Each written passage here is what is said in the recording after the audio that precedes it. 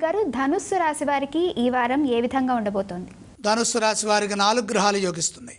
6లో కుజచంద్రులు, 9లో శుక్రుడు, 3లో రాహువు. జయం కలుగుతుంది. శ్రేయోదాయకమైన భవిష్యత్తు క్రమంగా లభిస్తుంది.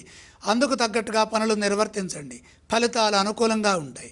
ధర్మదేవత మిమ్మల్ని ముందుకు నడిపిస్తుంది, రక్షిస్తుంది. మీ నిజాయితీ మిమ్మల్ని కాపాడుతుంది. దేనికి వెనకడుగు వేయకండి. ఏకాగ్రత లేకుండా ఏ పని చేయకండి. 1కి 2 సార్లు లోతుగా ఆలోచించి నిర్ణయాలు తీసుకోవడం ద్వారా అవరోధాలను అధిగమించి కార్యసిద్ధిని సాధిస్తారు. ఉద్యోగంలో బాగుంటుంది. కొన్ని సమస్యలకు పరిష్కారం లభిస్తుంది. కొన్ని మంచి సంఘటనలు జరుగుతాయి. వ్యాపార పరంగా కూడా కలిసి రావాలంటే ఇతరులపై ఆధారపడకుండా కృషిని కొనసాగించండి. ఆర్థిక అంశాలు అనుకూలంగా ఉన్నాయి. స్వల్ప ప్రయత్నంతోనే అధిక లాభాలు గడించే తెలివితేటలు సిద్ధిస్తాయి. న్యాయబద్ధంగా సంపదలు సమకూరే అవకాశం ఉన్నది. అందుకు అవసరమైన విజ్ఞానాన్ని పొందండి. నిరంతర సాధన మేలు చేస్తుంది.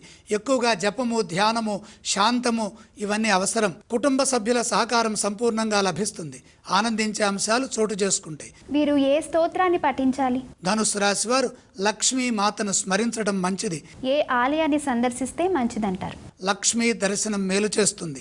ధనుస్సు రాశి వారు ఏవేవి దానాలు చేయాలి? దానాలు అవసరం లేదు.